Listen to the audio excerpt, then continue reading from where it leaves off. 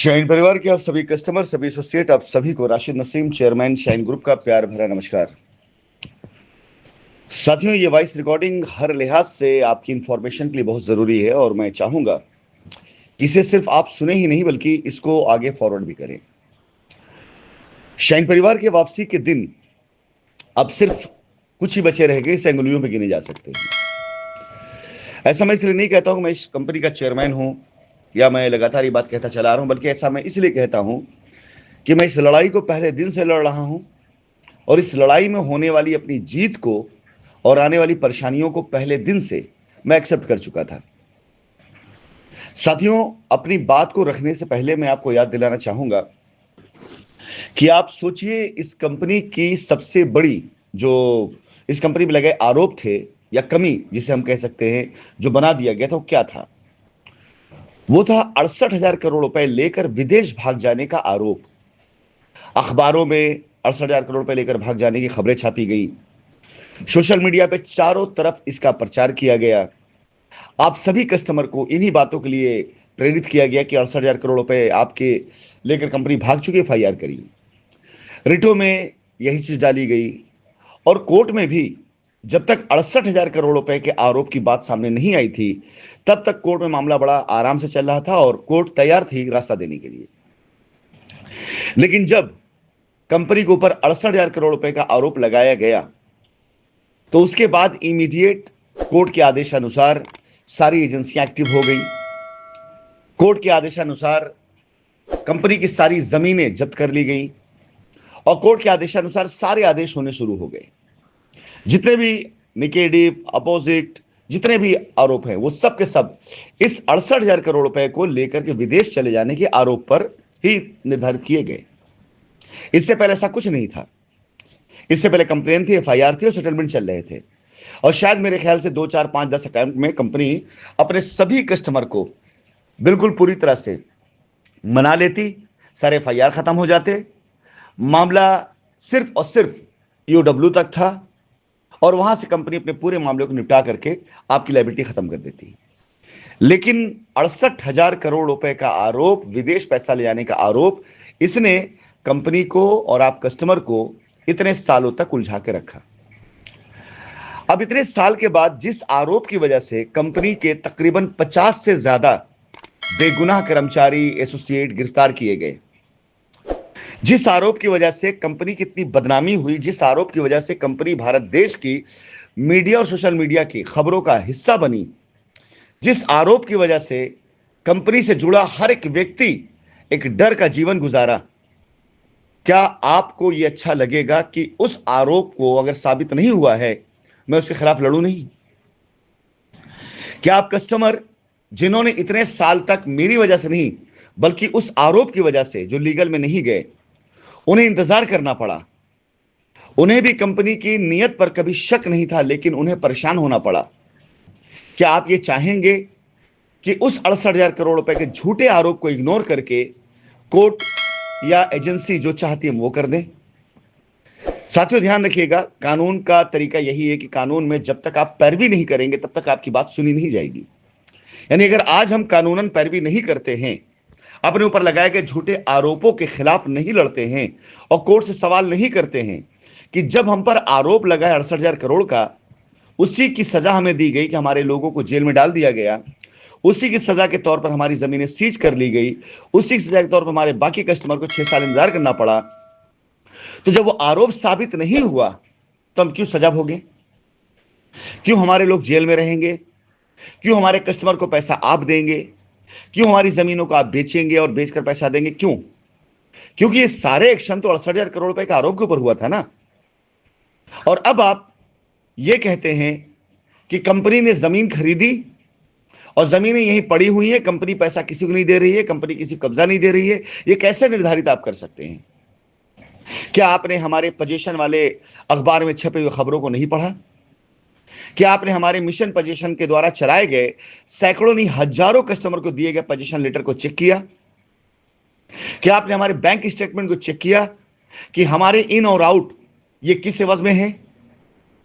आपने ये चेक किया कि हमारा पैसा जमीन खरीदने के लिए गया, आपने किसान का बयान लिया, लेकिन आपने क्या ये नहीं चेक किया कि हजारों कस्टमर को हमारे बैंक ट्रांजैक्शन के जरिए पैसे दिए गए? आपने क्या उनका बयान लिया कि 2019 के सितंबर, अगस्त, जुलाई, जून, इसमें उन्हें पैसे क्यों दिए गए?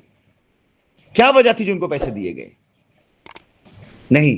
इस पूरी जांच में बहुत सी चीजें ऐसी हैं जो अभी पूरी तरीके से सामने नहीं आई हैं। 2017 में, 18 में कंपनी छोड़ दिए ऐसे कई एसोसिएट और ऐसे कई लीडर्स हैं जिनके पास कंपनी के करोड़ों रुपए पड़े हुए हैं और उनके ऊपर कोई एक्शन ना हो करके उनके बयान लिए गए और बयान लेकर के उन्हें छोड़ दिया गया है मैनेजमेंट करके।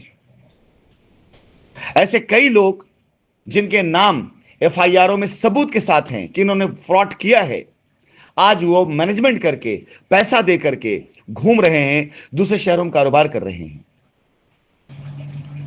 अगर आज ये सब कुछ हो जाता है तो दसियों करोड़ रुपए एक एक व्यक्ति के पास ऐसे पड़े हुए हैं जिसे मैनेजमेंट करके छोड़ दिया गया है और ऐसे कई बेगुनाह जेल के एड़िया रगड़ रहे हैं। अभिषेक सिंह ठाकुर मात्र 2 से 3 करोड़ रुपए के लिए जेल के अंदर अपने दिन गुजार रहे हैं, लेकिन वहीं पर गुलाम नबी खान, चांद नबी खान, रॉयल व्यू इंफ्रा, इस तरह के ट्रांजैक्शन हैं इनके कि जिसमें करोड़ों रुपए इनको गए हैं, लेकिन ये वहीं पर लखनऊ के अंदर अपना वक्त आप सबके बीच गुजार रहे हैं और जांच एजेंसियां जो जांच करके अपना रिपोर्ट लगा रही हैं वो इनके ऊपर कोई एक्शन नहीं ली। इसका मतलब मैनेजमेंट है। मैं एक रिट लेकर के आ रहा हूं ऐसे लोगों के खिलाफ जिनके पास बड़े बड़े पैसे गए, बहुत बड़े पैसे गए और आज उनके ऊपर कोई एक्शन नहीं है, सवाल करने के लिए कि आपकी जांच में 68,000 करोड़ रुपए नहीं पाया गया, लेकिन आपने किस अधिकार से किसानों को, मजलूमों को, बेगुनाहों को आपने जेल के अंदर कर दिया है। मीरा श्रीवास्तव, अमिताभ श्रीवास्तव की पत्नी, अमिताभ श्रीवास्तव ने अपने कंपनी के अकाउंट में पैसे लिए। कंपनी के डायरेक्टर होने के नाते मीरा श्रीवास्तव जेल के अंदर हैं, लेकिन ऐसे कई एसोसिएट्स हैं जो आज 2018-19 में कंपनी में थे, अपनी कंपनी बना करके उन्होंने पैसे लिए और उसके बाद उन्होंने अपने कारोबार चालू कर लिए। उनका कारोबार चल रहा है, उनके घर परिवार में कहीं कोई दिक्कत नहीं है, लेकिन वो सारे के सारे लोग जिन्होंने इस मैनेजमेंट का पार्ट बनने से मना कर दिया, आज वो जेल में एड़ियां रगड़ रहे हैं। साथियों, ये मुकदमा बिल्कुल पूरी तरह से अब उस तरफ घूम चुका है जहां पर कंपनी अपने एक्शन मोड में आ चुकी है। हमारा जितना बर्बाद होना था, जितना हमारा इम्तिहान होना था, जितना हमारा वक्त खराब होना था, दुनिया की नजर में सब हो चुका है, लेकिन ऐसा मुझे नहीं लगता है। मैं इसे अपनी बर्बादी नहीं मानता हूं, मैं इसे अपनी मजबूती मानता हूं। हमारा जो वक्त खराब हुआ, इस वक्त में हमारी जमीनों ने न जाने कितने लेवल की ग्रोथ कर ली है। इस समय में जो भी वक्त गुजरा, उस वक्त में हमारे पास छठ कर क्रीम ऐसे लोग आए हैं जो कंपनी के लिए हमेशा वफादार थे, हैं और रहेंगे। लेकिन अब ये लड़ाई एक दूसरे रूप में जा चुकी है। आप ये मान के चलिएगा कि हम इस लड़ाई को बंद करने वाले नहीं हैं। जब तक 68,000 करोड़ रुपए का आरोप साबित नहीं होगा, हमारी 1 इंच जमीन कोई बेच नहीं पाएगा और ज्यादा वक्त नहीं लगेगा। 2 से 3 तारीख के अंदर अंदर हम इस आरोपों को गिरा करके अपनी कंपनी को कोर्ट के अंदर से उन लोगों के जबड़े से खींचकर बाहर लेकर के आएंगे जिन्होंने हमारी कंपनी को उलझा रखा है। आप देखिएगा इस बात को, यही हमारा सबसे बड़ा हथियार, सबसे बड़ी मजबूती है। आरोप क्या हम पर है? 68,000 करोड़ रुपए बाहर विदेश, कहां है सबूत? कहां साबित हुआ है? साबित हुआ ले जाइए सारी जमीन, मैं भी आता हूं, सजा दीजिए। और नहीं साबित हुआ है तो छोड़िए हमारी कंपनी, हमारी जमीन को, हमारे कस्टमर को, हम पैसा देंगे उनको। हमें पता है हमारा किस गरीब गुरबा कस्टमर ने कैसे पैसा जमा किया, उसे जब पैसा दिया तो एसोसिएट ने उसकी रसीद खुआ दी है।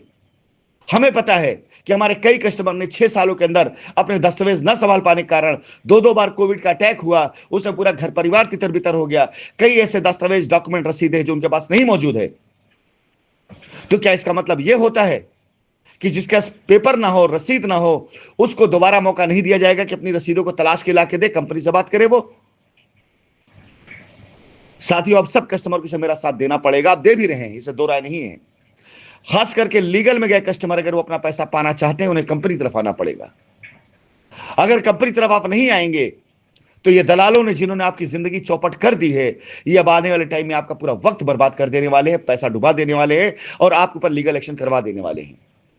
इसलिए उठिए, जागिए, समझिए, सही और गलत को पहचानिए और सही का साथ दीजिए, क्योंकि सही अब सही साबित करने पर आ चुका है और सच्चाई की जीत होने जा रही है।